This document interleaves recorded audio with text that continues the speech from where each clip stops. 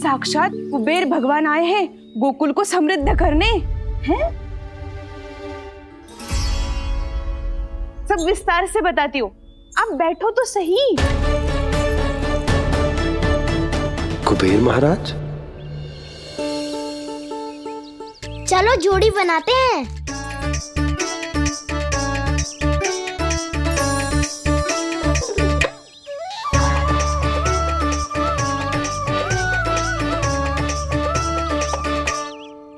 मुझे तो किसी ने ना चुनो, मैं क्या करूं? अरे सुबल, तुझे तो सबसे महत्वपूर्ण भूमिका निभानी है। जो भी उस चट्टान को छूकर तेरे पास सबसे पहले पहुंचेगा वो जीत जाएगा।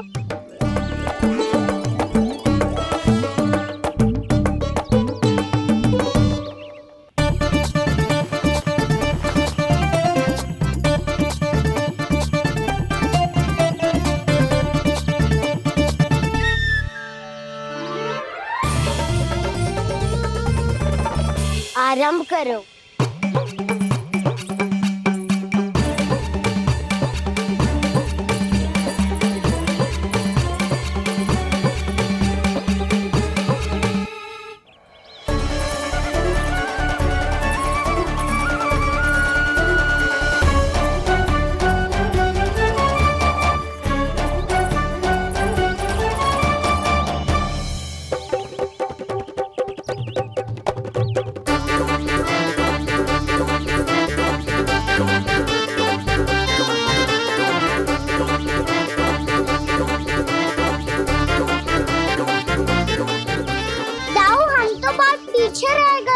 चिंता मत करो कान्हा, दौड़ के आरंभ में ही सारी शक्ति लगाने से हारने की आशंका बढ़ जाती है।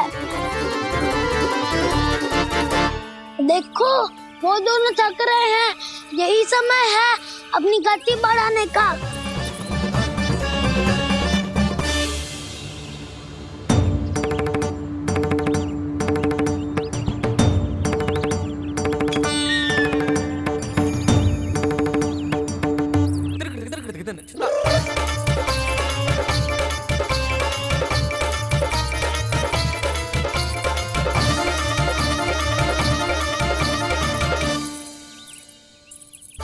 लो, हमारी जोड़ी सबसे पहले पहुंच गई।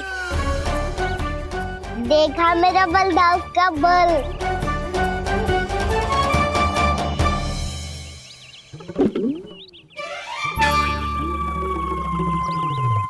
ताऊ, वो देखो।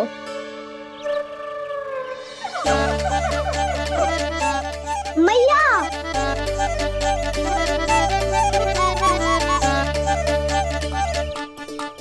अपने परिवार या अपने सखाओं के साथ या किसी ऐसे व्यक्ति के साथ जिसे उसकी आवश्यकता हो, बांट लेना चाहिए ताकि सबके पास पर्याप्त हो और किसी को भी कछु कमी ना हो, किसी को वस्त्र के बिना रहना ना पड़े, भोजन के बिना सोना ना पड़े।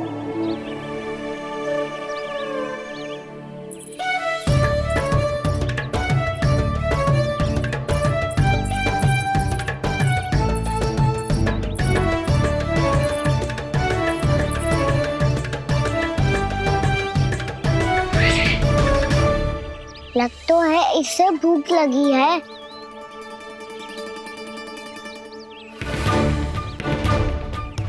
मेरी और क्या देख रहे हो? तुम्हारी पोटली में कुछ तो होगा, दे दो उसे। मेरे नैना मैया ने क्या की थी? जब हम किसी और को देते हैं ना, उससे अनेक गुना नारायण हमें वापिस कर देते हैं।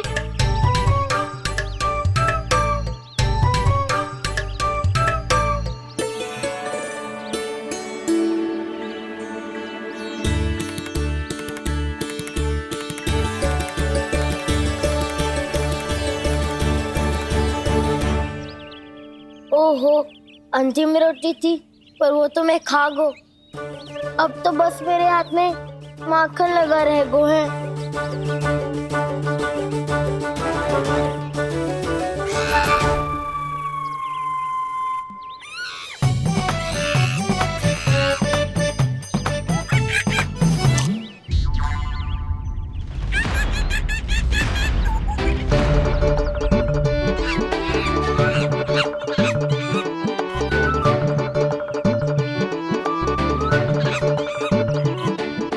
क्षमा करना सखा।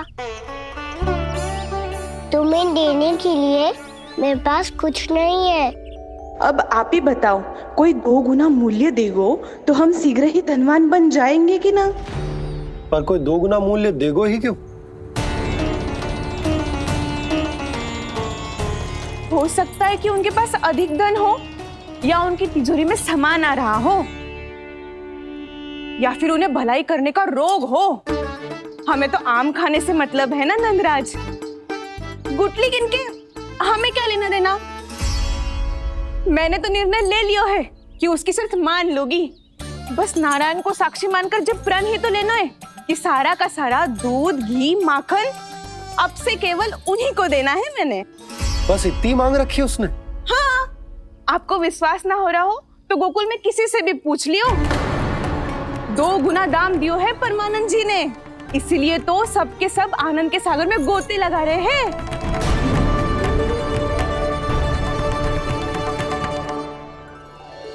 हे नारायण, सुनी है गांव वालों को 2 गुना लाभ हुआ है आज।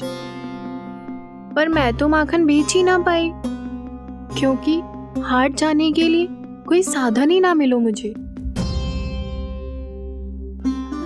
ये नया माखन अभी अभी बनायो है मैंने। प्रतिदिन जो माखन निकालती हूँ सबसे पहले आपको चढ़ाती हूँ, ये सोचकर कि कभी तो आपकी कृपा होगी। पर जाने आपका आशीर्वाद कब मिलेगा मुझे, पर जाने कब आपका आशीर्वाद मिलेगा मुझे। यदि इस बार भी मेरा माखन बेकार हो गई हो ना, तो सच्ची कह रही हूँ, कल से भोग में आपको कुछ भी ना चढ़ाऊंगी मैं। कल से भोग में आपको कुछ भी ना चढ़ाऊंगी मैं। कान्हा, मुस्कुरा क्यों रहे हो? वानर महाराज की भूख कैसे मिटानी है पता है मुझे। कैसे?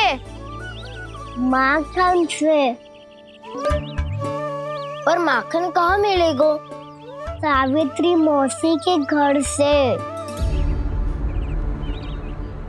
तो क्या तुम फिर से माखन चुराने की सोच रहे हो? डाउन मेरी बात प्रश्न ही नहीं उठता, इसकी अनुमति नहीं दूंगा मैं।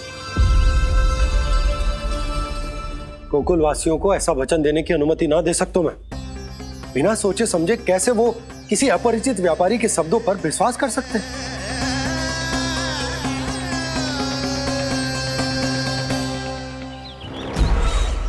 महाराज, गोकुल वासियों को अब धन के जाल जंजाल में फंसने से कोई नहीं रोक सकता। महाराज, मैं धन का ऐसा स्वाद चखा कर आया हूँ कि नंद चाहे जितना प्रयास करे, अब कोई भी गोकुल वासी उसके हित वचन सुनेगा भी नहीं। महाराज, ये बहुत गंभीर बात है, हमें सभा बुलानी होगी यशोदा। जशोदा जी, आप भी कुछ कहो ना नंदराज से। जे अधिक ही सोच रहे, इतनी चिंता करने की कोई आवश्यकता ना है। आवश्यकता तो है। वैसे तो जब कोई लोभ के जाल में फंस जाता है तो उसका बाहर निकलना असंभव है, किंतु फिर भी अपनी दृष्टि चौकन्नी रखना और कान गोकुल में होने वाली हर हलचल पर, क्योंकि मैं नहीं चाहता कि उस छलिया विष्णु अवतार का कोई भी छल मेरे मार्ग का रोड़ा बन पाए। अवश्य महाराज।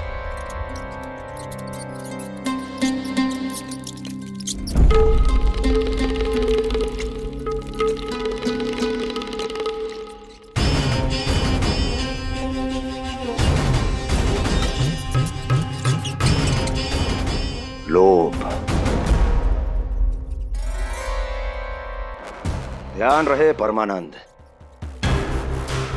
गोकुल वासियों पर लोभ का प्रभाव हर बीतते क्षण के साथ बढ़ता चला जाना चाहिए। महाराज, जैसे किसी कबूतर को बिल्ली दबोच लेती है, वैसे ही मेरा फैलाया हुआ लोभ गोकुल वासियों को अपने पंजों में दबोच लेगा, सब झटक लूंगा।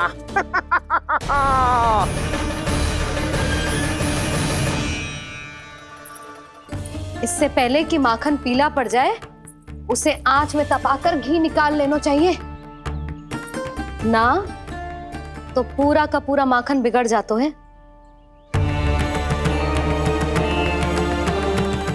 मैं अभी भोला से कहकर सारे ग्वाल ग्वालियरों की सभा बुलाता हूं। मुझे सबसे बहुत महत्वपूर्ण विषय पर बात करनी है।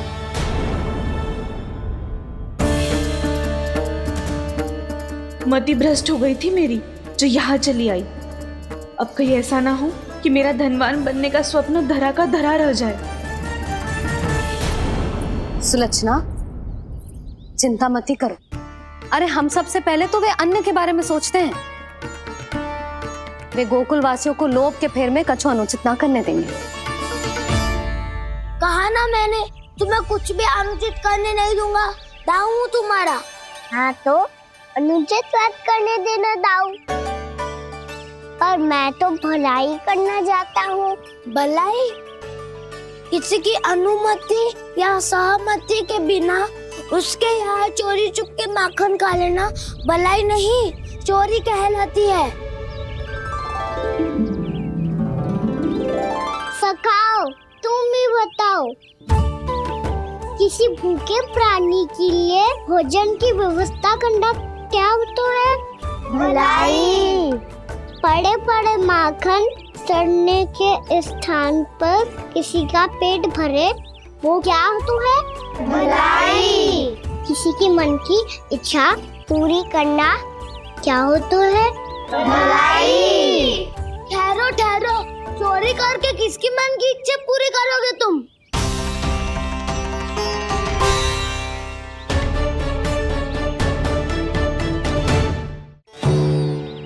और किसकी दाऊ?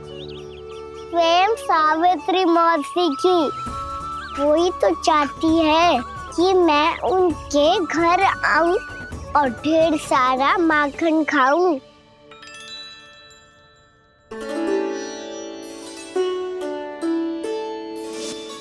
तो फिर अगला घर आपका। क्षण भर तो ऐसा लगो जैसे कान्हा ने मेरे मन की इच्छा सुन ली हो। वैसे कितना अच्छा हो तो यदि सुन ही ले तो। तुम्हारे कहने का अर्थ है कि सावित्री मौसी चाहती थी कि तुम उनके घर भी जाओ, जैसे जानकी के घर गए थे। ये बात तो उन्होंने मैया के सामने भी कही थी कि मैं उनके घर जाऊं। ये तो उनका सौभाग्य होएगा। किसी का सौभाग्य बिगाड़ते इतने बुरे ना है हम। ये बात तो सही कही है। मुझे भी कुछ अनुचित ना लगता है इसमें। तुम तो सत्यवादी हो मधुमंगल, तुम्हें क्या लगता है? अब बोल भी दो, वानर महाराज भूखे हैं। वानर महाराज से अधिक भूखा तो मुझे तू लग रहे हो। यदि कान्हा सच्ची में जैसा वानर महाराज की भूख मिटाने के लिए और सावित्री मौसी की इच्छा पूरी करने के लिए कर रहा है, तो दादी के सीख के अनुसार मुझे इसमें कछु अनुचित ना लगता। पक्का हम सच में चोरी नहीं भलाई करने जा रहे हैं। सही कहा दाऊ। यदि भूखे असहाय वानर महाराज का पेट भरोगे तो इसका असली पुण्य तो सावित्री मौसी को ही मिलेगा। इसका अर्थ तो ये हुआ कि कान्हा सावित्री मौसी का घर माखन चुराने नहीं जाएगा, बल्कि उसे दुगना कर देगा। बात तो सही है, तो फिर मैं तुम्हें नहीं रोकूंगा।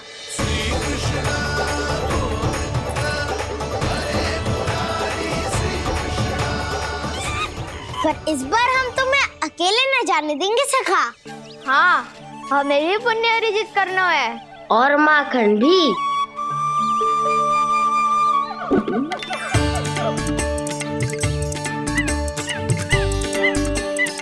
लगता है देव वानर महाराज भी हमारी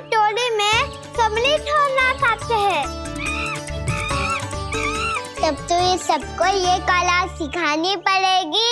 सही कहा सका, अच्छे काम का प्रचार प्रसार तो होना ही चाहिए ना।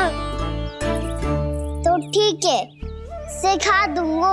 और हमारी टोली कहलाएगी शौर्य विद्या प्रसारण टोली। और कान्हा, तू बन जाइयो इसका अध्यक्ष और दाऊ बनेंगे उपाध्यक्ष। मुझे स्वीकार है। शौर्य विद्या प्रसारण टोली की जय! शौर्य विद्या प्रसारण टोली की जय! और सुनो, क्या करना है और कैसे।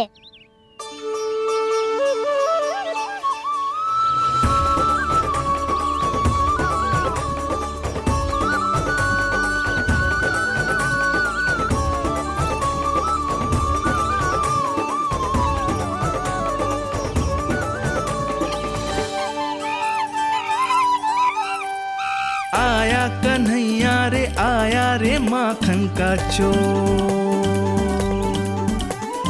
रोके रुके ना ये सरपट लगाता है दौड़।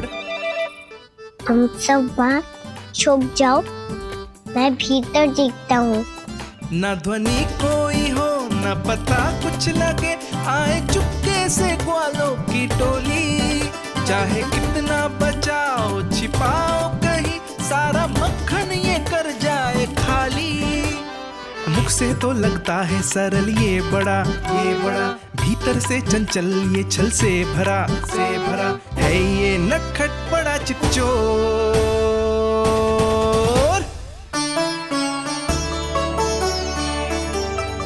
इतनी ऊपर टांग रही हो मौसी।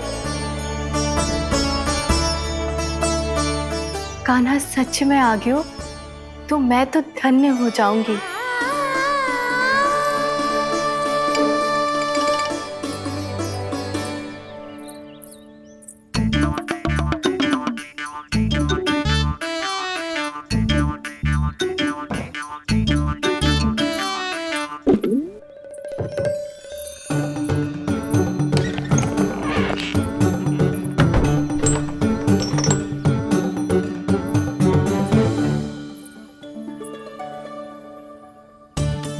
मन तो करता है सारा दूध दही माखन उसे बुलाकर अपने हाथों से खिला दूं।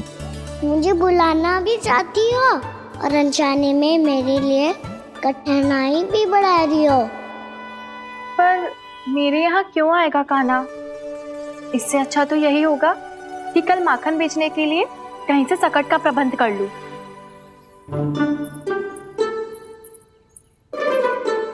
छुप जाओ, छुप जाओ।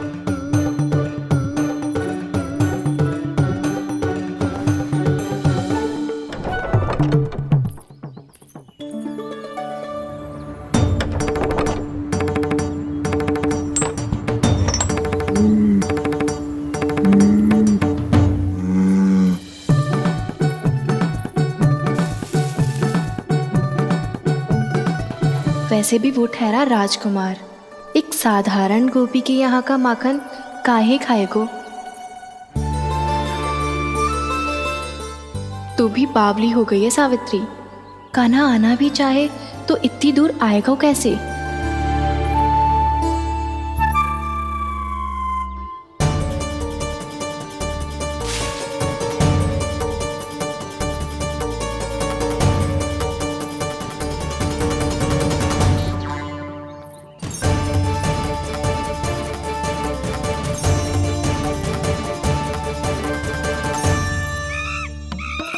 ओ मैया,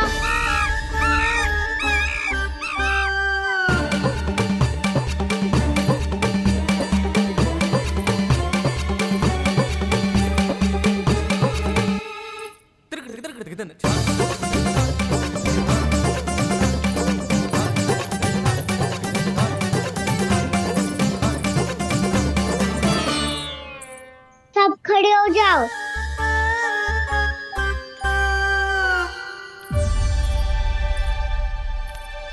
सच्ची मैं भी कितनी बावली हो गई हूँ ना। जब नंदवन की ओर जा ही रही हूँ तो कान्हा के लिए थोड़ा सा माखन ले जाती हूँ।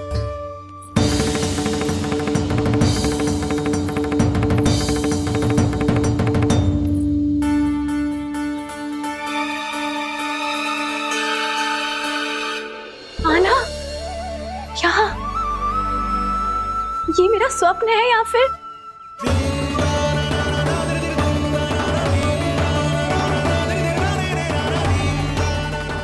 ये सारे बालक यहाँ क्या कर रहे हैं कान्हा के साथ?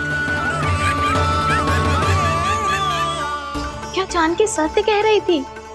कान्हा यहाँ पर माखन चुराने आया है। मुझे स्वयं जाके इसे माखन खिलाना चाहिए। चलो सावित्री मौसी के वापस लौटने से पहले मैं कार्य समाप्त करके वापस भी जाना है। कोई पकड़ी मत जाना।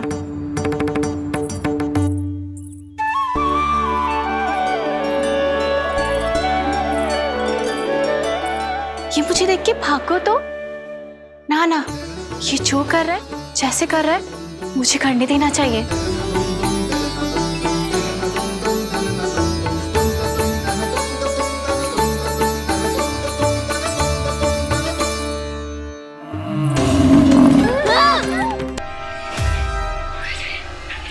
हे नारायण मैया, तुम सब डर क्यों गए? कोई भी तो नहीं है यहाँ। पर वो तो है, सावित्री मासी का रक्षक बलदार।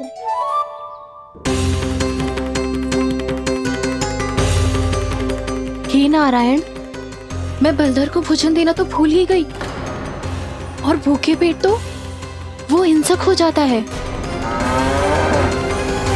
कान्हा, तूने सुना है ना कैसे सींग घुमा के और लाते उठा उठा के मारता है? बलराम नहीं है जो तुम्हारी रक्षा करेगा, बलदर है वो। बहुत कथाएं सुनी है इसके क्रोधित स्वभाव की, पर अपनी आंखों से ना देख लो। चल खाना, लौट चल।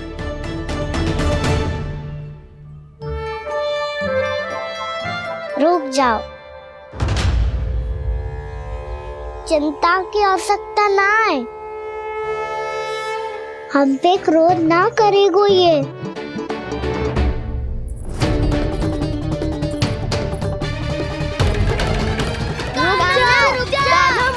रुक जा कान्हा, रुक जा कान्हा, लौट जाना।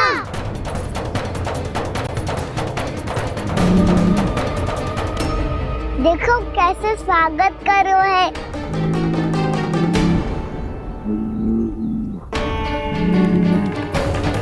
व्यर्थ ही भयभीत हो तुम सब।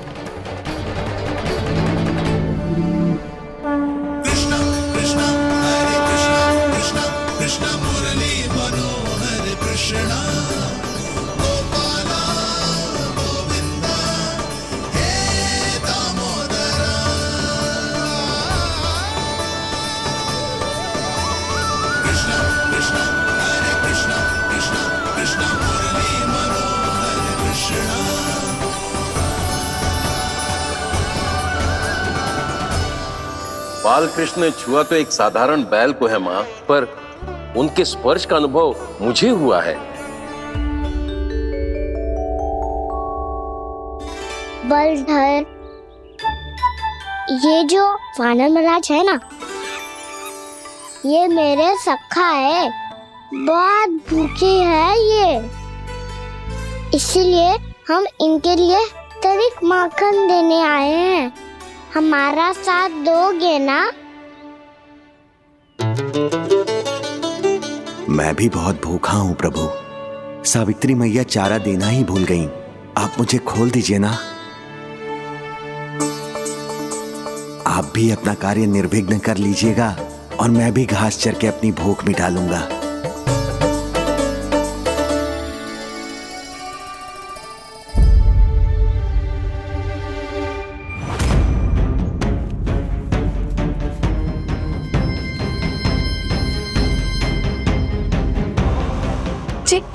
क्या कर रहे हो जी? कान्हा पावला हो गया हो क्या? मती कोल कान्हा, जे सीधा हमारी ओर आएगो और अपनी सींगों से उड़ा के चला जाएगो।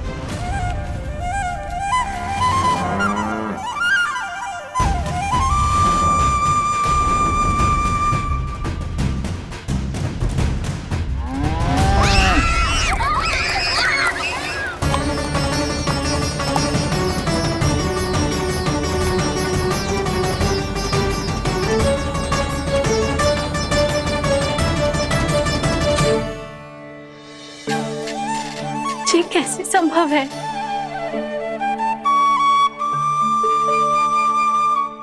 अब खड़े खड़े देखते ही रहोगे?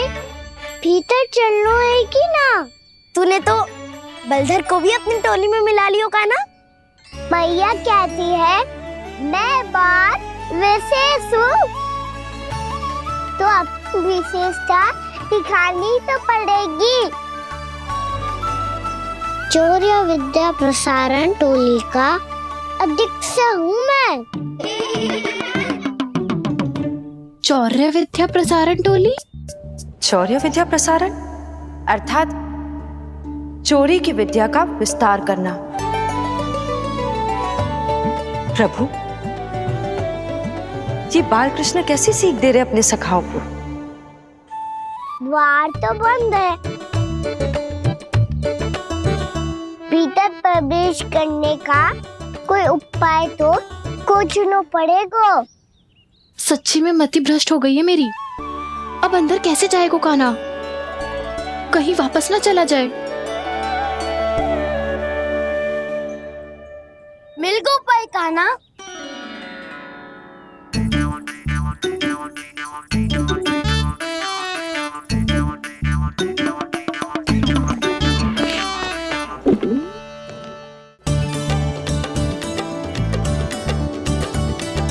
चलो भीतर प्रवेश करते हैं। रुको, सीधे प्रवेश ना करते, पहले जांच पड़ताल करते हैं कि भीतर कोई है कि ना। पर सावित्री मौसी को तो हमने बाहर जाते देखा था, और कौन हो सकता है भीतर? ऐसे बार बलदर था, वैसे भीतर कोई और हो सकता है नारायण? फिर तू ही जा, मैं ना जाऊंगा भीतर। माखन चुराना भी सरल ना है, सिर तक रहना पड़ता है। माता यशोदा यदि ये सब देख लें तो उनके मन को कितना दुख पहुंचेगा।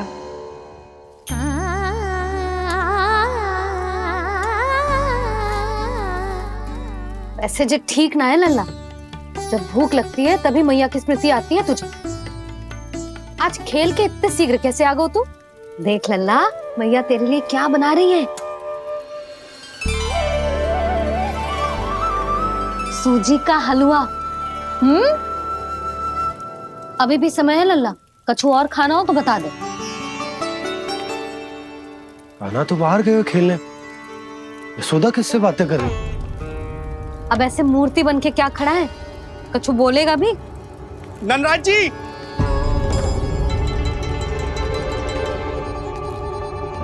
नंदराज जी, लगभग सभी को सभा की सूचना दे दी है, और जो तनिक दूर रहते हैं उनके बंसी गए हुए हैं सूचना देने के लिए, और उपनंद भैया आपकी चौपाल में प्रतीक्षा कर रहे हैं। चलो।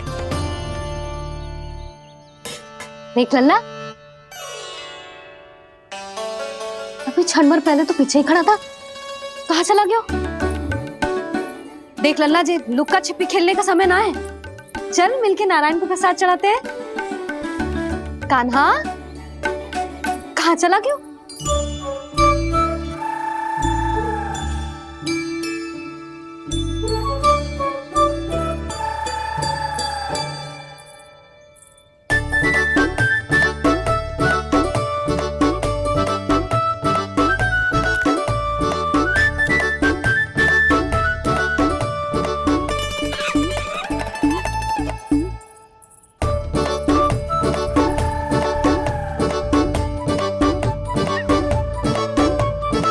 पशुओं से तो ऐसे बात कर रहे हो जैसे इनकी भाषा समझता हो।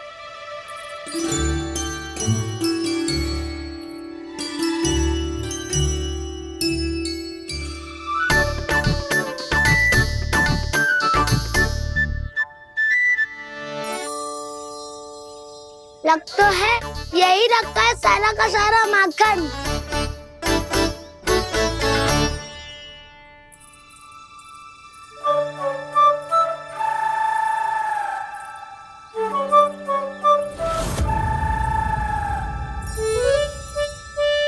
कान्हा, मुझे प्रयास करने दे, मैं आसानी से कर लूंगा।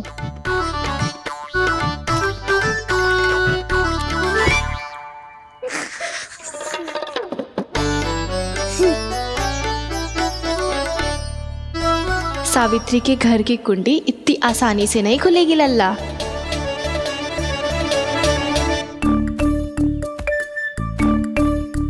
कहा तो मैं ही तोड़ दूं द्वार। ना ना, चिंता मत कर काना, पीछे मुड़ के देख, सारा का सारा माखन ऊपर ही तो लटक रहो है। कोई लाभ ना हो तो दाऊ, माखन तो वो रो।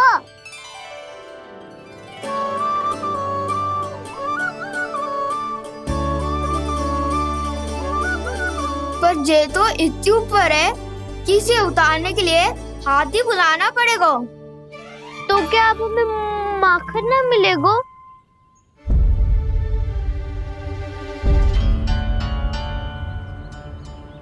मुझे क्या पता था कान्हा कि तू सच्ची में आने वालो है।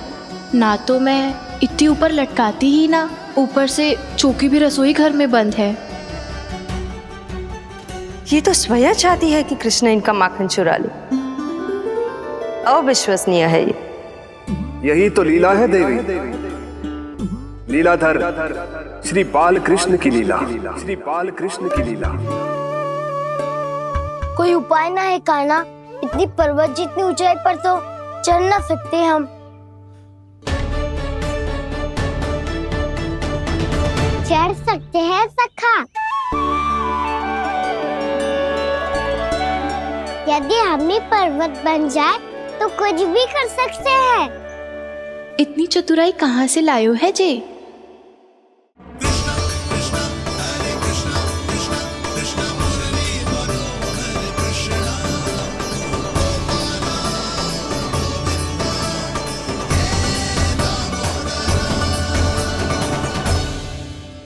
हम सबसे ऊपर कौन चढ़ेगा?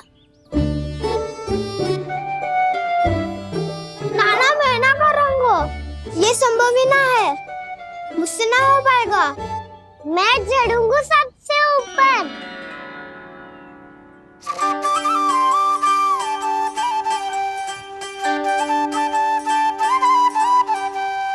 आया कन्हैया रे आया रे माखन का चोर, न ध्वनि कोई हो न पता कुछ लगे, आए चुपके से ग्वालों की टोली। चाहे कितना बचाओ छिपाओ कहीं, सारा मक्खन ये कर जाए खाली। मुख से तो लगता है सरल ये बड़ा भीतर से चंचल ये छल से भरा है ये नटखट बड़ा चिकचोर।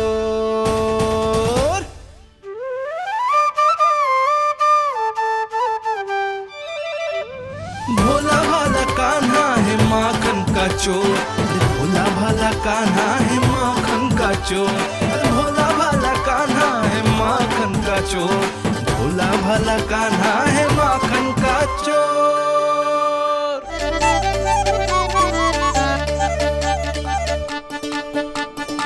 कान्हा की योजना सफल हुई, माखन मिल गयो। तैयार हो सब? तो लो फिर। अब खाएगो जे मेरा माखन।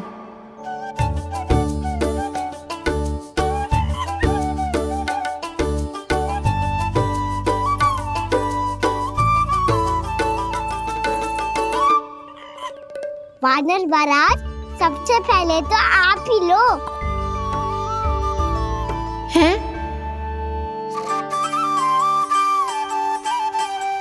जिसकी जीभ अधिक लपलपाए वही सबसे पहले माखन खाए।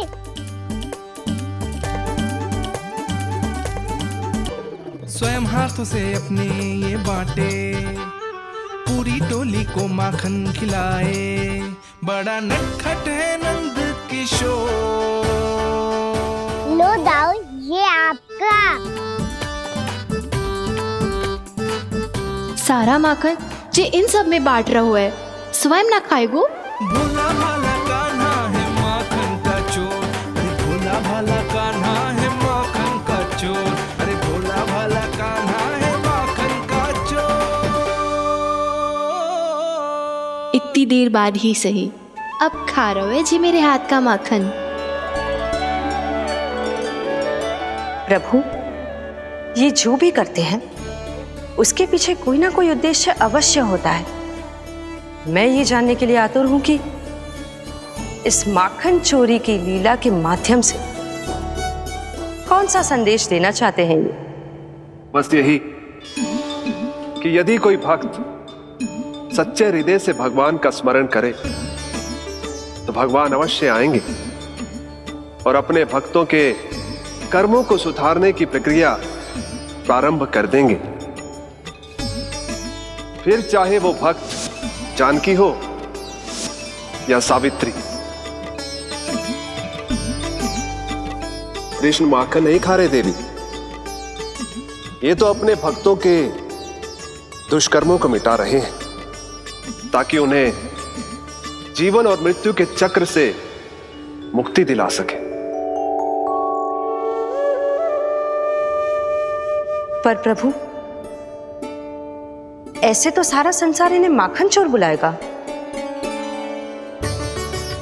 ये माखन आत्मा की तरह है और आत्मा तो सदैव से ही परमात्मा की होती है। इसीलिए कृष्ण जो चुरा रहे हैं वो माखन नहीं, ये तो इन गोपियों की चित है देवी। तब से जो भी व्यक्ति इन्हें माखन चोर बुलाएगा वो इन्हें प्रेम से चित चोर कहकर भी पुकारेगा। वो इन्हें प्रेम से चित चोर कहकर भी पुकारेगा।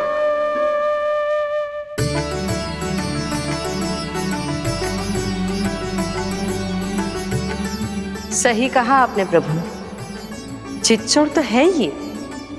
इन्होंने केवल गोपियों का नहीं, अपनी मैया का भी चित चुराया है। कान्हा, देख लल्ला, अब सामने आ जा। लल्ला,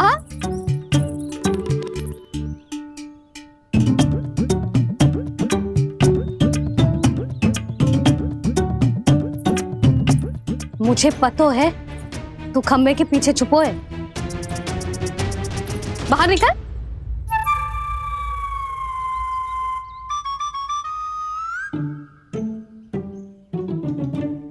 मैया,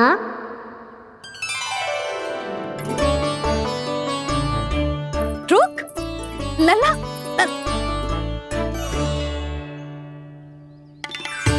ठीक है मत आ, मैं अकेले अकेले पूजा करने जा रही हूँ।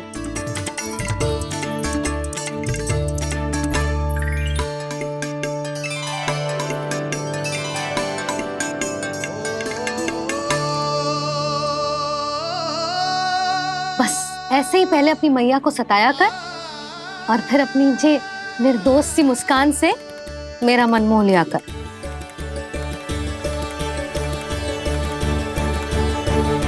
और चाहिए?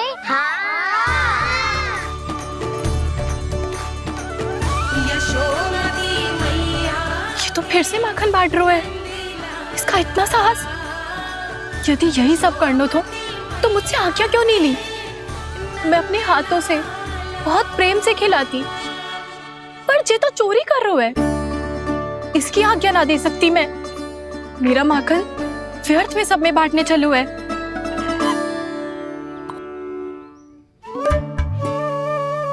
दो वानर महाराज और तनिक ले लो। सखा तो सखा, ये तो वानरों में भी बांटने लगू है। और चाहिए? नाना, नन्ना है, भैया ने क्या कही थी? लोभ बहुत भयानक राक्षस है। पर कान्हा, अभी तो गले तक ही गया है माखन। पूरी मटके छट कर गए और माखन अभी तक गले तक ही पहुंचा है। हाँ, तभी मेरी भी ना मिट्टी है। वसंता, इसे तुम ले लो।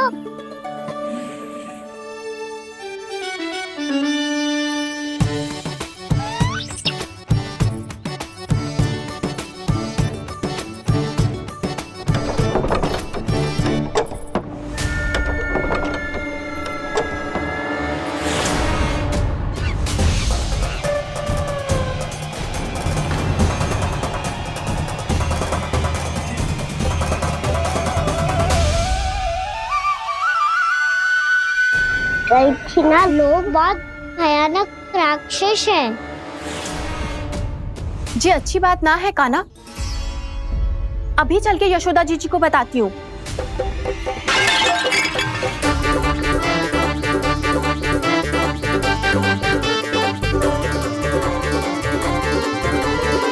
पर आप ही नहीं तो कही थी कि आप किसी को कछु ना बताती, बल्कि प्रसन्नता से खिलखिल जाती। जानकी के स्थान पर यदि कान्हा ने मेरे हाथ का माखन खाया हो तो मैं किसी को कुछ ना बताती, बल्कि प्रसन्नता से खिलखिल जाती। मैं तो मन में सोच रही थी, मुझसे बोल दिया था क्या? सच्ची बात तो ये है मौसी, ये मानव महाराज पूछे थे, इसीलिए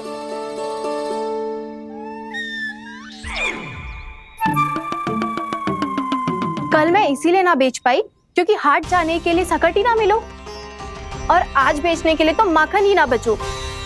चिंता मत करो मौसी, 2 गुनों से भी अधिक मिलेगा। भूखे की भूख मिटाने का पुण्य प्राप्त किया है आपने। बस आप मैया को कछु मत बताइयो।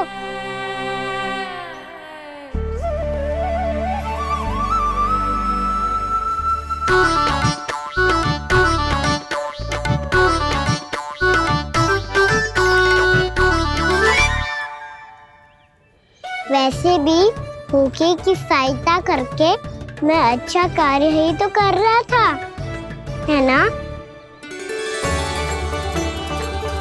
कान्हा, मौसी अब सब गए, मैं भी जाऊं? किसकी भलाई कर दे कब किस बहाने, कान्हा की लीला तो कान्हा ही जाने। भाग्य,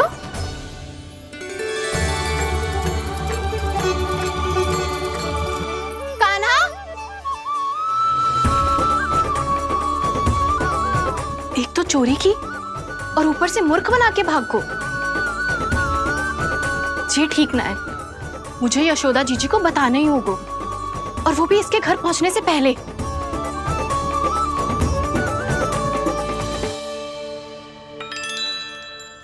अरे पल्लू मत खींच, तनिक रुक जा, दे रही हूँ, पूजा तो करने दे।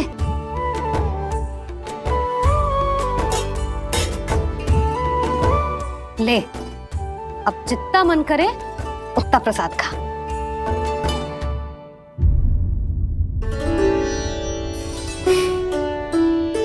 या तो मैं सच्ची बावली हो गई हूँ कि मुझे हर समय कान्हा दिखता रहता है, या फिर मेरा लल्ला कुछ अधिक ही विशेष है कि मेरे साथ ना होके भी सदैव अपनी मैया के साथ ही रहता है।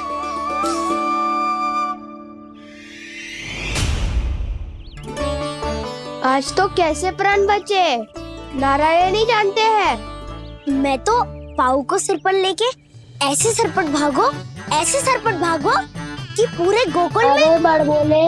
इस समय तो बड़ी बड़ी मत हाको, पर असली लाभ तो वानर महाराज ने उठाया है। पूरी की पूरी मटकी अकेले लेके निकल लिए। ये हमारी प्रतीक्षा कर रहा था ताकि हम माखन बांट सके। हमारे साथ ना दाऊ, उनके साथ।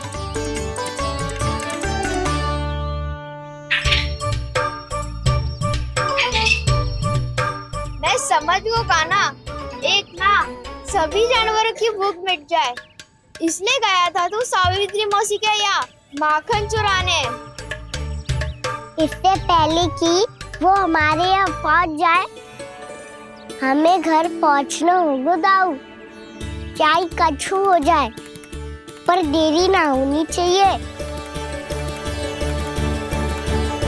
इससे पहले कि बहुत समय बीत जाए, हमें ये समझना होगा कि लोभ आदमी की बुद्धि को भ्रष्ट कर दे, तो हमारे सोचने समझने की क्षमता को नष्ट कर दे। तो बहुत समय पहले की बात, एक साधु था। वो सुनसान घने जंगल में रहकर साधना करता था। ब्रह्म ज्ञान को प्राप्त करने ही वाला था कि अचानक से एक दिन उसे एक सुनहरी बिल्ली दिखाई थी। उसने उसे देखो तो सोचो कि ये तो बहुत सुंदर है, इसे तो मेरे पास रहना चाहिए, और उसने उस बिल्ली को अपने पास रख लिया। फिर उसने सोचो कि इसे तो दूध की आवश्यकता होगी और उसके लिए गाय की, तो उसने एक गाय भी रख ली। अब गाय को चारे की आवश्यकता होगी और चारे के लिए भूमि की। नारायण की कृपा से भूमि का प्रबंध भी हो गयो। अब भूमि को जोतनो है, चारा उगानो है, चारा काटनो है और उसे गाय को खिलानो है। गाय को खिला के उसे दूध निकालनो है और दूध निकाल के बिल्ली को पिलानो है। कार्य बढ़ गो। अब उसे लगो कि सहायता के लिए 2 जोड़ी हाथ और होने चाहिए, तो उसने विवाह भी कर लियो। कुछ समय बीतो और संतान हो गई और उसे एक बड़े घर की आवश्यकता अनुभव हुई। इसी प्रकार धीरे धीरे लोभ ने उसे अपनी छाया में ले लिया और वो नारायण की साधना कर ब्रह्म ज्ञान को पाने के अपने परम लक्ष्य को भूल गो। फिर अनेक वर्ष बीतने के पश्चात उसकी अपने गुरु से भेंट हुई। पहले तो उन्होंने उसे पहचाना नहीं, और पहचानो तो उनने कही कि एक बार, बस एक बार अपने कर्तव्य से भटका था तू, और देख कैसे देखते ही देखते लोभ के जंजाल में गहरे ही गहरे धंसता चला गया। सोचो, कहीं उस व्यापारी को धन के लोभ में अपना वचन देकर आप सब भी जे ही भूल तो ना करने जा रहे। परिवार, घर द्वार, भोजन, सुख शांति जीने के लिए आवश्यक जिस सब कुछ तो है आपके पास। इसीलिए मुझे चिंता हो रही कि जिस प्रकार उस साधु ने ब्रह्म ज्ञान प्राप्ति का अवसर गवा दिया था, आप सब भी इस लोभ में आकर अपना सुख चैन ना गवा दो।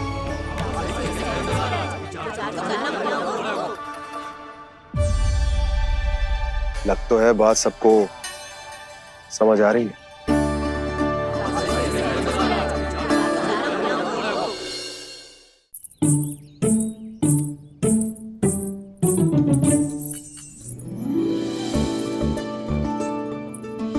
भाभी आसानी से ना मिलने देंगी कान्हा से, पर उसे देखे बिना रहा भी तो ना जा रहा मुझसे। कहाँ है वो? मुझ पे बहुत क्रोध है उन्हें। इतने शीघ्र शांत ना होगा, उन्हें मनाना तो पड़ेगा ताकि मैं नंद भवन में फिर से बिना किसी रोक टोक के आ जा सकूं। पर क्या बोलूं, कैसे मनाऊं उन्हें?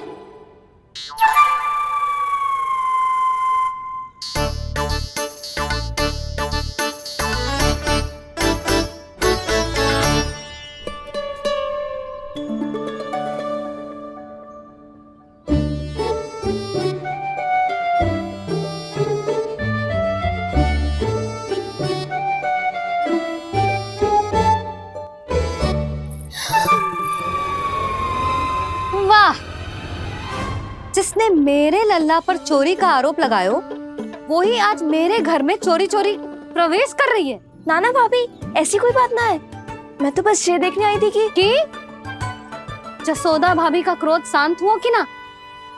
सुन ले जानकी, मेरा क्रोध उसी दिन शांत होगा जिस दिन तू सारी गोपियों के सामने मेरे कान्हा पर लगाया आरोप वापस लेगी। चोरी करेगा तो आरोप ही लगेगा ना जीजी। फिर से आरोप? सावित्री, तू भी? कल तक मुझे ये थोड़ी पता था जीजी कि आपका कान्हा सच्ची में माखन चोरी में पारंगत है। आशा करता हूं कि आप सभी को नंदराज का विचार और संदेश सही से समझ आ गो होगो।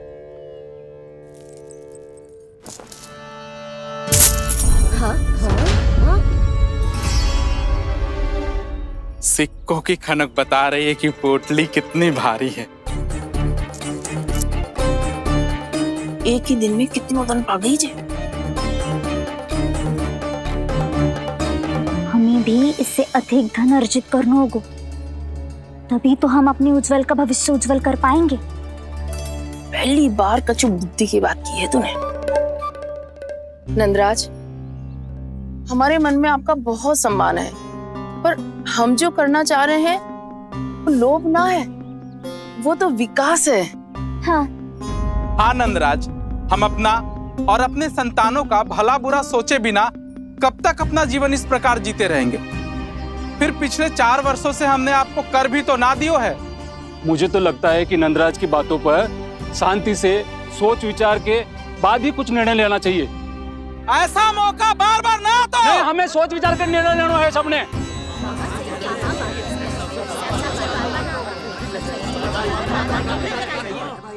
चोरी में पारंगत? हाँ जीजी, उसने टोली बनाई है और उसका नाम भी रखा है चौर्य विद्या प्रसारण टोली, और आपका कान्हा उसका अध्यक्ष है। अच्छा, तो कान्हा पूरी टोली लेकर आया था चोरी करने तेरे घर? और नहीं तो क्या। पर एक बात बताऊं जीजी, मेरे बलदर को देखकर किसी का साहस ना हुआ भीतर जाने का, पर आपका कान्हा इतना साहसी है कि बिना भयभीत हुए इतने भयंकर बैल के निकट चले गए। सच्ची? और तेरे रक्षक बैल ने कुछ ना किया उसे? है ना अचरज की बात। क्रोध के स्थान पर वो तो उसके सामने ऐसे झुक गया जैसे कि प्रणाम कर रहा है। और जीजी, आपका कान्हा साहसी ही ना, बहुत चतुर भी है। मैंने मटकियां बहुत ऊपर लटकाई थी, पर बताओ कि बिना चौकी के मटकी को नीचे उतारने का उपाय किसने ढूंढा? किसने? आपके चतुर कान्हा ने। उसने अपने सखाओं को पर्वत बनायो और एक पक्के सेनापति की तरह बिना भयभीत हुए उनके ऊपर चढ़ गयो और मटकियां उतारने लगो, और एक ही ना, तीनों की तीनों मटकियां उतार ली। तीनों? हाँ जीजी, और वो इतना दयालु है कि पहले एक मटकी का माखन सब में बांट दियो, और फिर बची हुई 2 मटकियों में से एक मटकी अपने सखाओं को दे दी, और फिर दूसरी मटकी एक भूखे वानर को दे दी।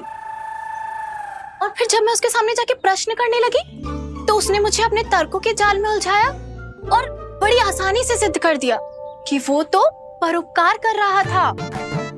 मैं तो देखती ही रह गई, और शब्द तो ऐसे झड़ते हैं मुंह से जैसे कि फूल। रुक जा सावित्री, पहले तू ये निर्णय ले ले कि तू मेरे लल्ला का गुणगान करने आई है कि उसकी निंदा करने? निंदा करने ही आई हूँ जीजी। जानकी सत्य कह रही थी, आपका कान्हा माखन चोर ही है और बलराम के साथ भागा था। बलराम क्यों? वो तो साक्षात गरुड़ देव की पीठ पे बैठ के उड़ के आयो है, तभी तो तुझसे बहुत पहले आके यहाँ बैठ गओ ना। आ देख ले, आ जा।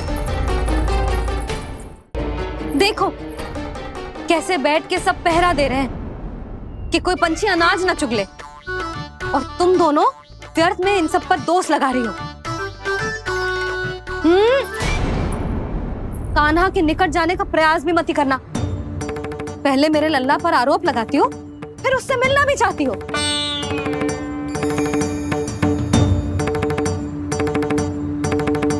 पर जीजी, चोरी? अरे उसे तो चोरी का अर्थ भी ना पता होगा। तुम दोनों को नारायण का भय भी ना है क्या? हाँ, मेरे लल्ला पर आरोप लगाने से पहले तुम दोनों को लज्जा ना आई? हे नारायण, अब आप ही बताओ मैं क्या करूं। लग तो है किसी की घोर दृष्टि लगी है कि बार बार मेरे लल्ला पर आरोप लगते हैं। किसी की क्या, तुम दोनों की दृष्टि लगी है। या तो तुम दोनों मनगढ़ंत कथाओं को सत्य बताना छोड़ दो, या फिर कृपा करके मेरे घर आना बंद कर दो।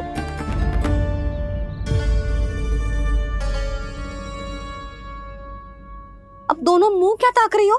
हाँ, जाओ यहां से। और तुम दोनों नंद जी की सभा में क्यों ना गई? हाँ,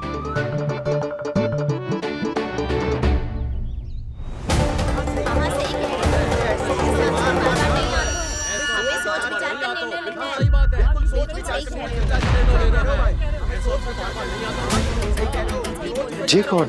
पहले तो कभी ना देखो इसे।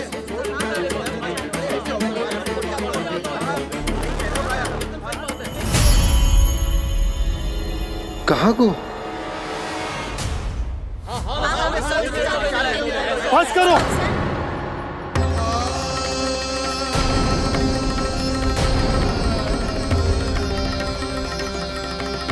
मेरी आंखों के सामने मैं गोकुल में इस तरह फूट पड़ते ना देख सकता। राजा हूं मैं, परंतु आज तक मैंने कोई भी निर्णय आप सब पर ना थोपो और ना ही आज थोपूंगा। मुझे पता है आप सबके पास कल सूर्यास्त तक को समय,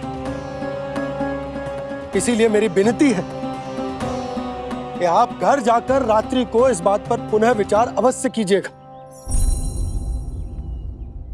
सोचिएगा कि कोई भी व्यापारी अविश्वसनीय रूप से सस्ता क्रय विक्रय क्यों करेगा जब तक कि उसका कोई छुपा हुआ लाभ ना हो। हमें सोचना होगा कि कहीं हम उसके बिछाए जाल में फंस तो ना रहे।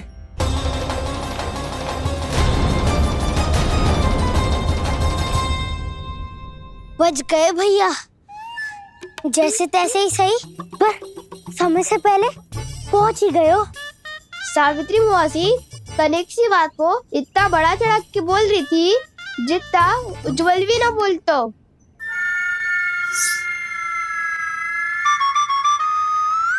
वैसे आनंद तो बहुत आयो, सच्ची। हाँ, बेहतर लगा तो माखन भी तो मिल रहा और परोपकार भी होगा।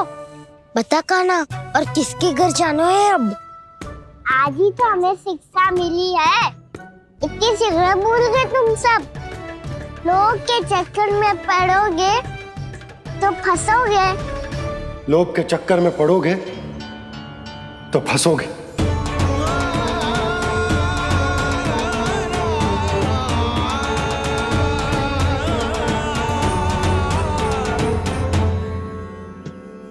चोर चोर कह रही है मेरे निर्दोष से बालक को। अब तो इन दोनों ने अति ही कर दी है।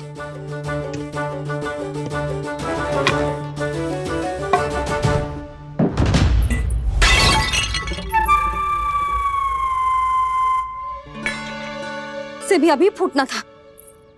वैसे ही मैं इतनी चिंतित हूं। कैसे समझाऊं इन गांव वालों को?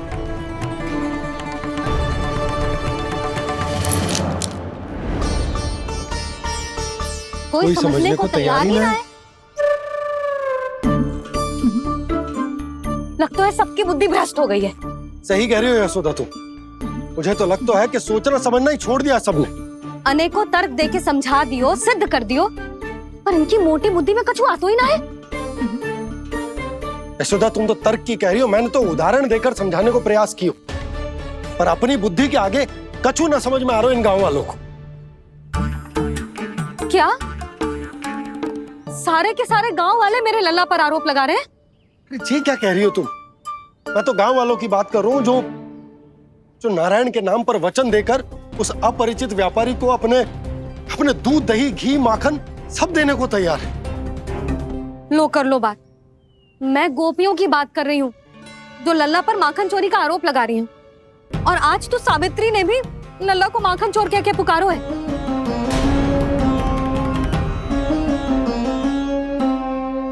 सावधान यशोदा, कहीं बड़ा होकर माखन चोर ना बन जाइए।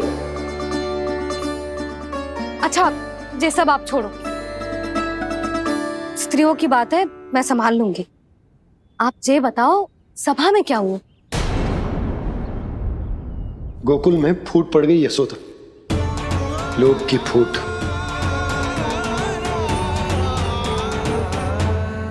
अरे रुको रुको रुको, व्यापारी जी रुकिए रुकिए। नंदराज ने प्रयास तो बहुत किया था व्यापारी जी, पर कुछ व्यक्तियों को छोड़ करके किसी के कान पे जूं तक नहीं रेंगी। इसका अर्थ फूट पड़ चुकी है लोभ की वजह से। बहुत ही शुभ समाचार लाए हो गुप्तचर। अब शीघ्र ही दिखेगा लोभ का चमत्कार।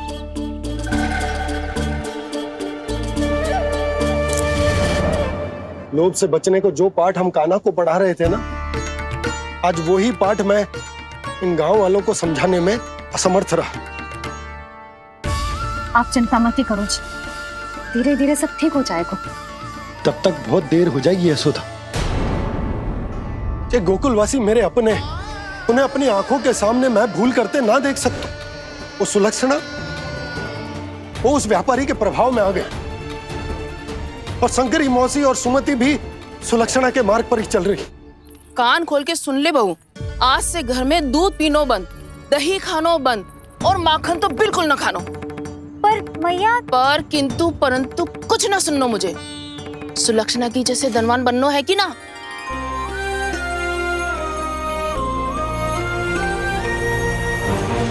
तो फिर जैसा मैं कहती हूँ वैसा कर, तभी तो अधिक से अधिक दूध दही माखन बेचकर अधिक से अधिक धन अर्जित कर पाएंगे हम। सुलक्षणा को उस व्यापारी की तरह धनवान बनना है और शंकरी मौसी को सुलक्षणा की तरह। ऐसे तो पूरा गांव ही लोभ में पड़कर कल उस व्यापारी के पास पहुंच जाएगा। अब तो फिर स्त्रियों को मुझे अपने ढंग से समझाना पड़ेगा। अब गोकुल वासियों को चाहे कोई भी कितना भी समझा ले, बुझा ले, ज्ञान बांटे, उन्हें केवल एक ही भाषा समझ में आएगी, लोभ की भाषा। लगता है आपके पास बहुत उत्तम योजना है व्यापारी जी। सब झटक लूंगा।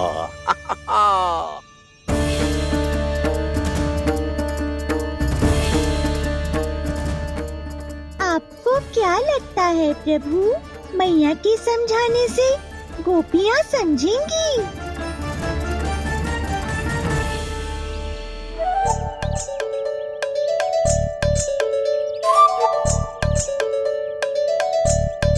कान्हा, और कितनी प्रतीक्षा करवाएगो?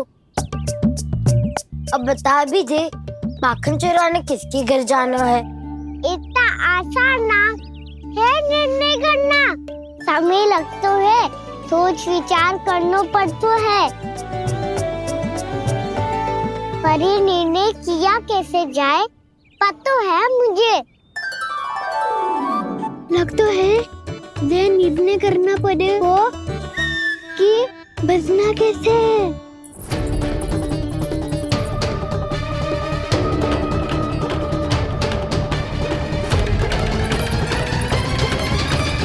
सावित्री मौसी ने हमारे चौरे विद्या प्रसारण के बारे में सबको बता दियो क्या?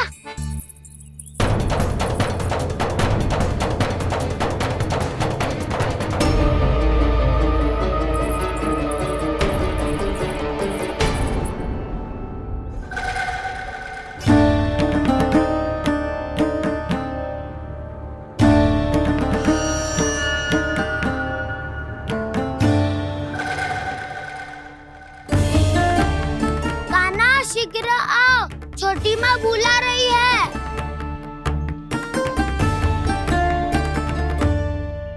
अब डांट भी पड़ेगी और कुटाई भी होगी। चौरी विद्या प्रसारण कल ही आरंभ हुआ था और आज ही समाप्त हो जाएगा। सब इतने गंभीर क्यों है आज? गंभीर तो होंगे ही ना दाऊ, क्योंकि मैया आज अच्छा वाला पाठ पढ़ाने वाली है।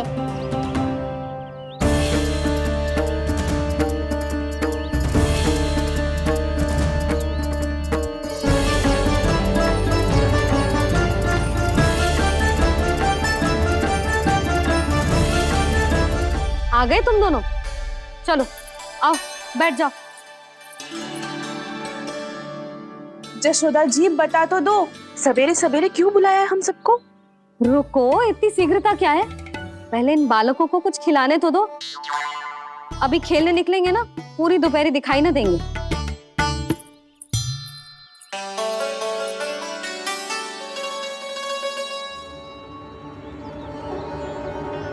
मैया देखो ना, कैसे अपने आभूषणों का दिखावा कर रही है जो सुलक्षणा। चिंता मत कर बहू, शीघ्र ही हम इससे अधिक आभूषण और इससे अधिक उत्तम वस्त्र पहन के घूमेंगे। ये देखो तुम दोनों के लिए क्या बनाओ है मैंने। पूरे गोकुल में प्रसिद्ध मेरे पेड़े। चलो लो। यशोदा, ये तो बहुत सारे हैं। हाँ जशोदा जी, इतने सारे तो मैं भी ना खा पाऊं। क्यों दृष्टि लगा रही हो सुलक्षणा?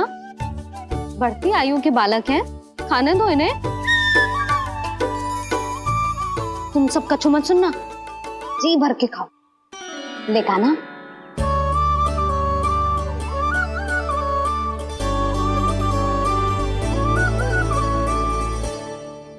हे नारायण, मैंने अपने कान्हा को जो सिखाओ है, बस वे उसे स्मरण रखें और उसका पालन करें। ले और ले ले ले।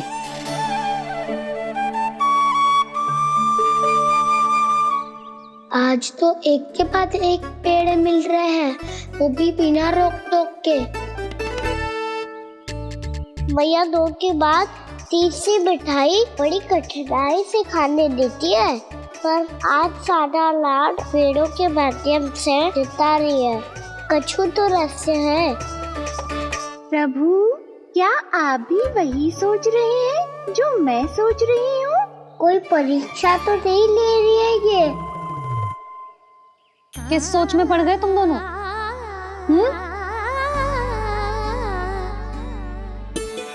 खाओ ना। जब तक पेट और मन दोनों ना भर जाए तब तक खाओ। बस यशोदा, इतना पर्याप्त है। अरे ना जिज्जी, घर के शुद्ध मावा और गुड़ के बने, कितना भी खा ले कोई हानि ना होगी। लो और लो।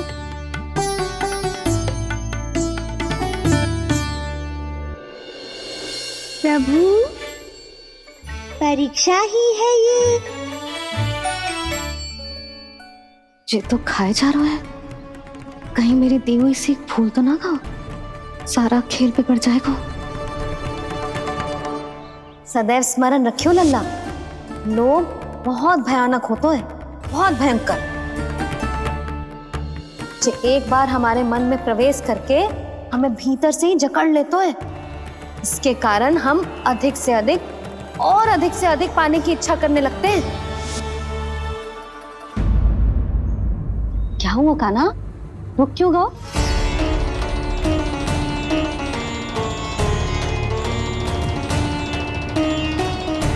आपने तो सिखाया था मैया, जितनी आवश्यकता हो उतना ही लेना चाहिए, लोभ कभी ना करना चाहिए।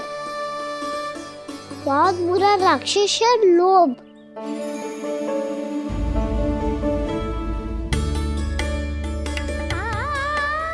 थोड़ा और खाने में कोई बुराई ना है कान्हा, ले ले। ना मैया, लो मैं अधिक खाऊंगा तो फिर पेट पकड़ के बैठना पड़ेगा।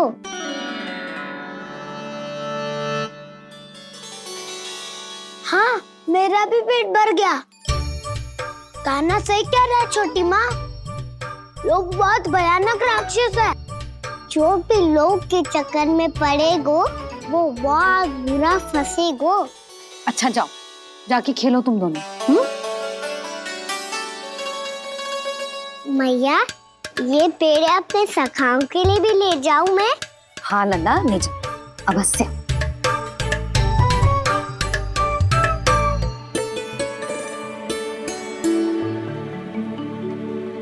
देखो, जो बात इन नन्हे से बालकों को भी समझ में आ रही है, वो तुम सबकी समझ क्यों ना आ रही?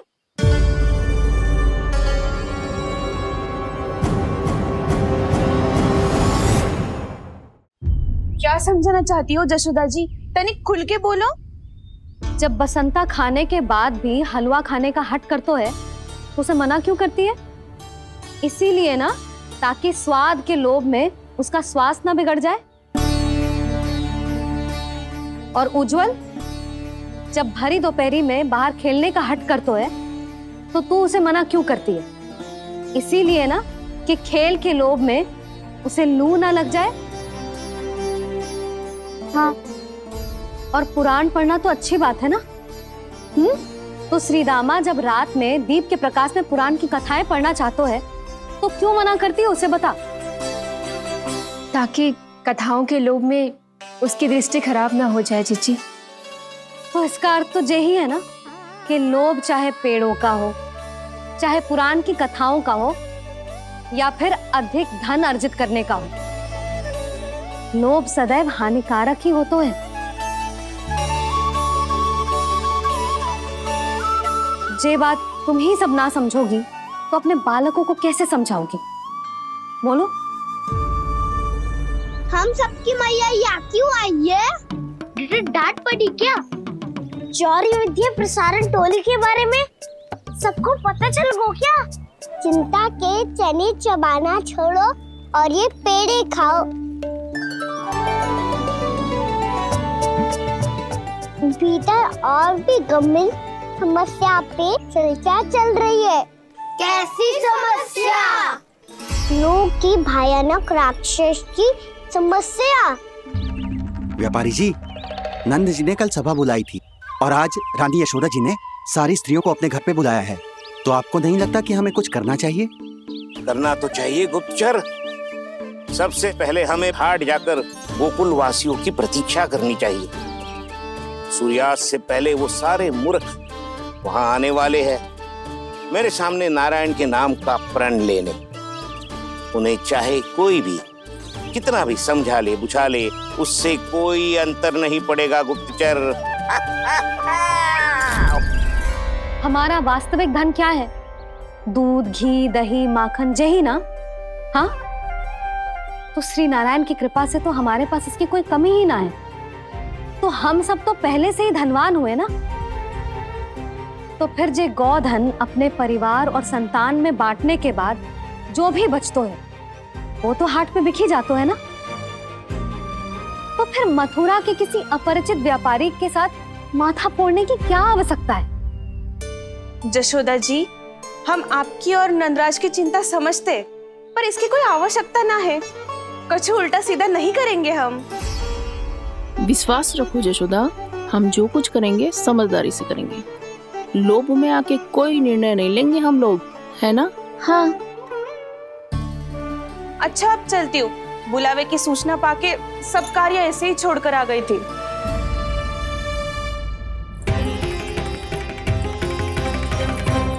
अब किसको घेर लियो? लोभ के भयानक राक्षस ने। ये तो तभी पता चलेगा जब वो सब बाहर आएंगी। तब तो सबको बहुत ध्यान से देखना पड़ेगा।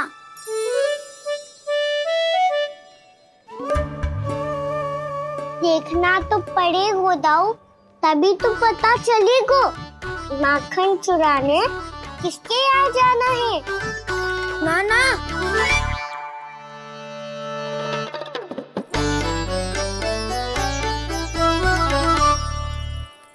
लोग का राक्षस तो उनके पास दिख ना रहे हुए है।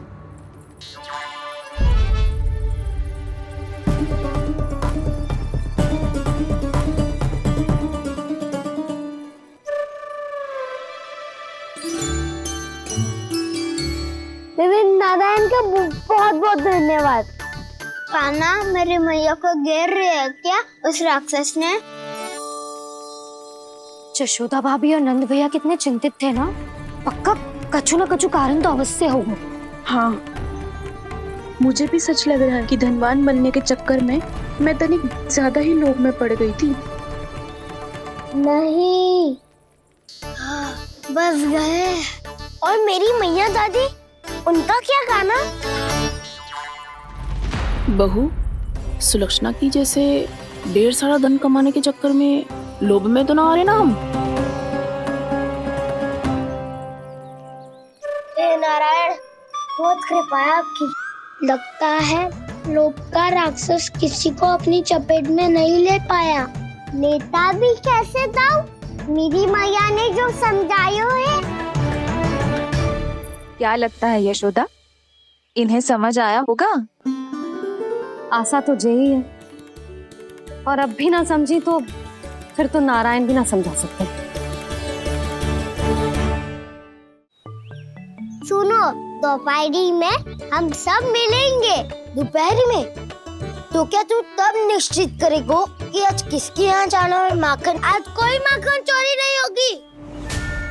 क्षमा करना राव, भैया के ता समझाने के बाद भी जिसके समझ में कछु ना आई हुई थी उसके घर चोरी तो करनी पड़ेगी आज।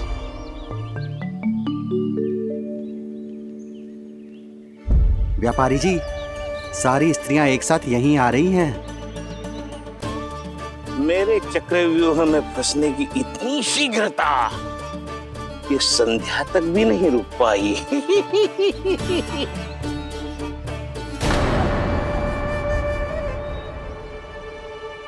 पर ये आपके तरफ ध्यान क्यों नहीं दे रही हैं? लगता है गोकुल की रानी ने इनको पाठ पढ़ा ही दिया। अब आपको ही कुछ करना होगा व्यापारी जी। करूंगा, अपनी चाल सबसे अंत में चलूंगा, किंतु अभी उनके लिए एक घोषणा ही पर्याप्त होगी। तुमने सबको सूचित तो कर दिया है ना कि सबको अग्रिम धनराशि मिलेगी, वो भी दूध, दही, माखन, घी बेचने के बाद नहीं, वो पहले ही मिला करेगी। वो भी केवल एक दिन की नहीं, पूरे सप्ताह की। मैं बिल्कुल सही कह रही थी। जशोदा जी और नंदराज व्यर्थ ही चिंता कर रहे थे। यदि व्यापारी जी के मन में कोई मैल होता तुझे अग्रिम धनराशि थोड़ी ना देते। बात तो तुम सही कह रही हो सुलक्षणा।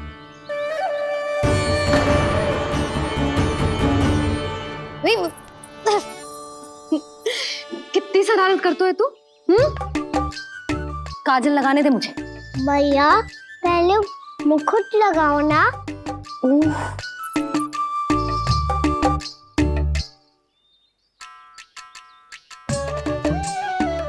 और मेरी मुंडी। हाँ हाँ रुक जा, ले बस होगा प्रसन्न। भैया मैं ना चाहता मैं ऐसे फिर से भूल जाऊं, नहीं तो कड़ी धूप में इसे लेने वापस लौटना पड़ता है। चल अब बैठ जा, अब मुझे काजल लगाने दे लेना। भैया इतना सारा काजल मत लगाओ, छोटा सा बालक लगता हूँ मैं। आहा, नखरे तो देखो, इतना सज धज के तो तेरे बाबा भी ना जाते बाहर, दृष्टि लग जाएगी लल्ला।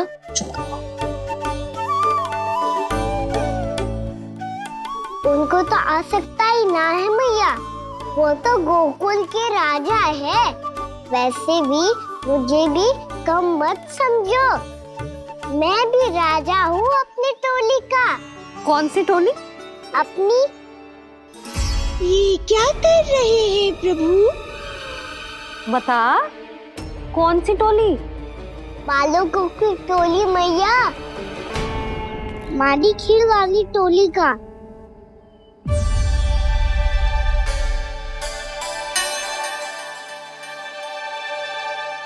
क्या हुआ जी? देखो जी, आप इतनी चिंता मत ही करो। आप गोकुल के राजा हो और जे बालकों की टोली का राजा है,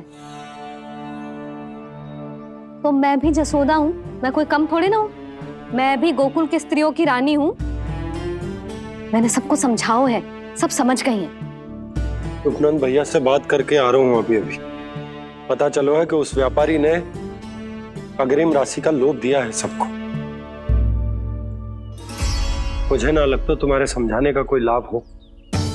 अभी तो ये सब समझ के गई, बोल के भी गई कि अब उस व्यापारी के फेर में ना फंसेंगी। इतनी शीघ्र पलट गई, इन सब में अपनी बुद्धि ना है क्या?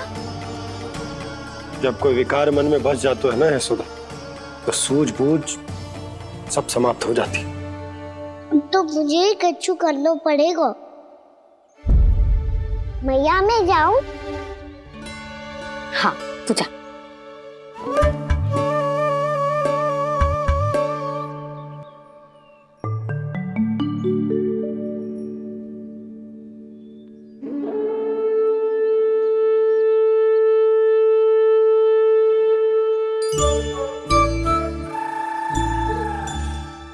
बहुत बड़ी समस्या हो गई है सखाओ। कैसी समस्या? लोभ का भयानक राक्षस कहीं ना गए हो, वो अभी भी यही है। मुझे पता था, और इसका सबसे अधिक प्रभाव तो मेरी मैया और दादी पर ही हुआ है। तुम सच कह रहे हो उज्जवल? हाँ। अरे कछु ना बलदाऊ, जे बड़ बोला तो ऐसे ही बात करते रहेगा बड़ा चढ़ा के। बड़ा चढ़ा के नहीं बोल रहा हूँ मैं। आज से घर पे दूध, दही, माखन, घी सिर्फ एक बार ही मिलेगा, पर क्यों? ताकि अधिक से अधिक दूध, दही, माखन, घी बचाकर उस व्यापारी को 2 गुना मूल्य पे बेचा जाए। इतने से तो काम ना चलेगा। उस सुलक्षणा से, और मैं तो कहूँ सुलक्षणा से ही क्यों, पूरे गोकुल में सबसे अधिक धनवान बनना है तो और माखन जमा करना पड़ेगा। हाँ हाँ मैया, लाओ मैं इसे ऊपर रख देती हूँ। चोरी चुपके से खा तो ना जाएगी ना? तेरी घबराहट बता रही है कि घर से निकलने से पहले तूने थोड़ो माखन तो खाया है। सच्ची बोल। ना ना मैया, मैं क्यों माखन खाऊंगी? मैं भी तेरी मैया हूँ लाली, माप के रखो तो मैंने।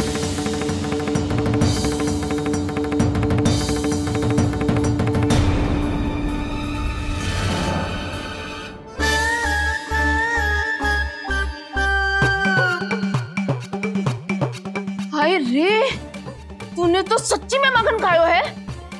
तनिक भी लज्जा ना आई तुझे?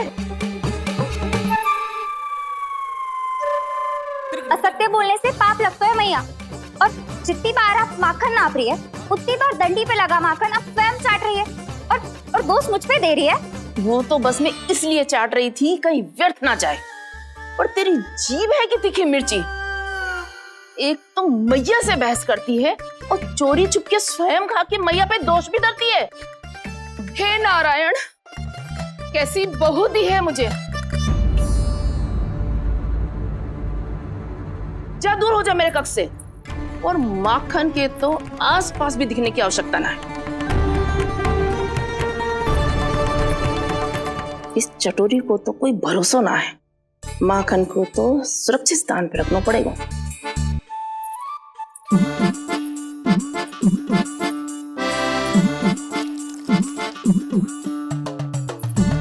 यदि बहू ने अब मटकी उतारने को प्रयास किया तो अचानक पानी गिर जाएगा और घबरा के वो चिल्लाएगी और मुझे पता पड़ जाएगा।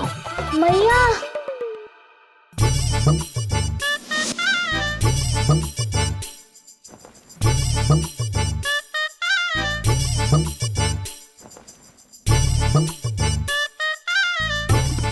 ये माखन तो मैं किसी को छूने भी ना दूंगी, तभी तो बनूंगी धनवान, बहुत धनवान। मैया माखन बेचने कहीं अकेली ना निकल जाए। ये तो पता भी ना चलने देगी कि कितना धन मिलो है। इन्हें अकेली धनवान ना बनने दूंगी मैं भी बनूंगी धनवान, बहुत धनवान। पहले तो जब चाहे तब भरपूर माखन खा सकता था, पर अब दोनों तो ऐसे संभाल के रखती हैं कि जैसे माखन की मटकी ना स्वप्न का कलश हो। मेरे यहाँ भी ऐसा ही हो रहा है। नारायण का बहुत बहुत धन्यवाद।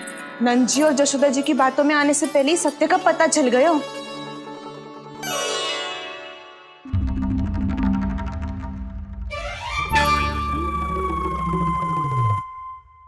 ये इतना सारा माखन। दृष्टि मत लगा, पेट पे पट्टी बांध के रात रात भर भूखा रह के बड़ी कठिनाई से माखन इकट्ठा किया है जे।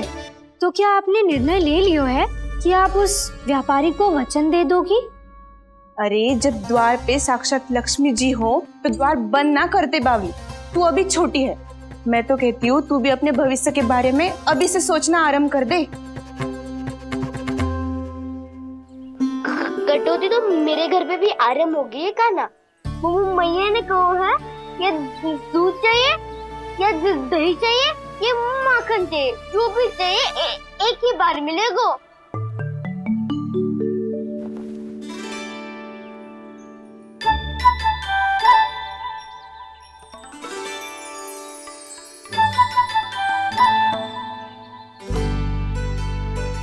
तब हमारी टोली को ही कुछ करना पड़ेगा। तुम सबको तुम्हारा अधिकार मिले, यह हमारा कर्तव्य है।